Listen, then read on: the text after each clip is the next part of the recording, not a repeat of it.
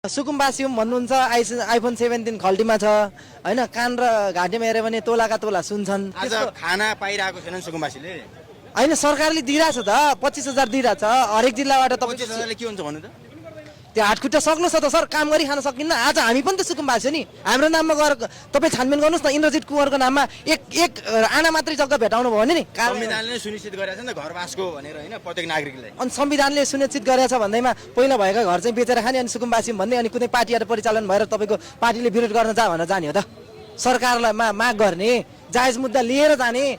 जुन मन्त्रालय हो तपाईँको भूमि मन्त्रालय छ, भूमि मन्त्रालयमा जाने। हाम्रो यो माग हो, हामी यसरी सुकुम्बासी हौँ, हामी यसरी पीडित हौँ, हामीलाई न्याय दिनु पर्यो, हामीलाई घाँसबास कपासको सुनिश्चितता गरिदिनु पर्यो भनेर जानु पर्यो नि त। आन्दोलन गरेर समस्याको समाधान हुन्छ र हुँदैन नि? सरकारले माग पुरा गरेन भनेर सुकुम्बासी आन्दोलन गर्न विवश भएको नि त हैन? गर्दैछ त। तपाईँले अहिले पनि मलाई राजसभाको झोले भन्नु होला, होइन म रापरवा होइन, मैले तपाईँलाई मेरो आफ्नो परिचय दिएँ। तर राम्रो काम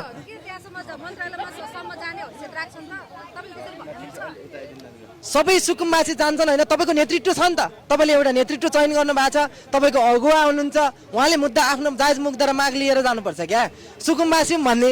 अनि घाँटीभरि तपाईँको 2 तोलाको सुन लाउने, कानमा 1 तोलाको सुन लाउने, खल्टीमा हेऱ्यो भने आइफोन 17 बोक्ने अनि सुकुम्बासी भन्नुहुन्छ? सरकारले त 25,000 लिनुस् घर फर्किनुस् भनिसक्यो हैन? 25,000 लिनुस् घर फर्किनुस् भन्छ भने त्यो सरकारको कमी कमजोरी हो। उहाँलाई व्यवस्था चाहिँ गर्नुपर्छ, बस्ने बासको सुनिश्चितता चाहिँ सरकारले गरिदिनुपर्छ। उहाँ के त आफू मैले चाहिँ 25,000 दिइहालेँ सुकुम्बासी जान्छन् त्यो चाहिँ भन्नु हुँदैन, किनभने सबै नेपाली हो होइन। 2072 सालको संविधानले पनि सबै नेपालीलाई नेपालमा बस्ने पाउने हक अधिकार दिनुपर्छ है भनेर भनेको छ। उहाँलाई त 25,000 समाएर घर जानुहोस् भन्नुहुन्छ अनि त्यो चाहिँ सरकारप्रति मेरो एकदमै आपत्ति हो होइन।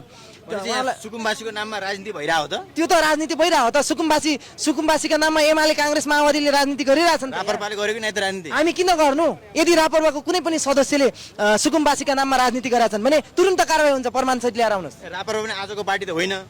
त्यही जनताको राम्रो काम नगरेको कारणले त एउटा सिटमा खुम्चेको त। सर त्यो कमी कमजोरी त म स्वीकार्छु त।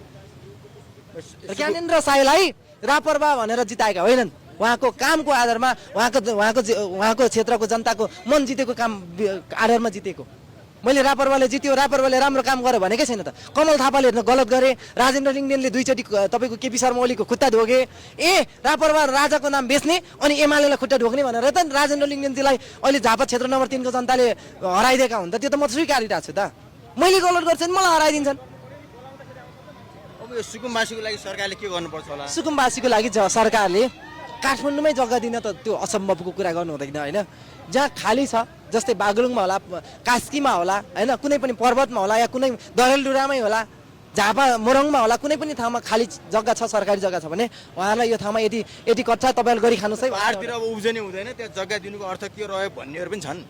अब सुन्नु न सर, त्यसो भए पाहाडतिर उब्जनी हुँदैन भने ती बिचरा ती पनि त दुर्गमका हुन् नि, काठमाडौँमै लिएर राखिदिँदा भयो नि, होइन र? तिनीहरूले दुःख गरेर खाएका छैनन्, ती नेपाली नागरिक होइनन् कि सबैले काठमाडौँमा जग्गा पाइन्छ भन्ने छ? खाली जग्गै छैन भने के अरूको जग्गा लुटेर दिनु? प्रधानमन्त्री बालेन शाह प्रधानमन्त्रीको 100 दिन पुरा भइसक्यो, काम गरे कसो छ? काम त गर्नु भएको छ, तर 2046 सालदेखि 2082 सालसम्म भ्रष्टाचार गरेका इन्द्रजित कुँवरले गरेछ भने नि कारबाहीको दायरामा ल्याउनुहोस् न, कारबाही गर्नुहोस्। केपी शर्मा ओली भ्रष्टाचारी भन्ने 10 दिनमा लगेर छोडिदिनु, त्यो चाहिँ होइन है सरकार। प्रधानमन्त्री र गृहमन्त्रीलाई मेरो सम्मान छ।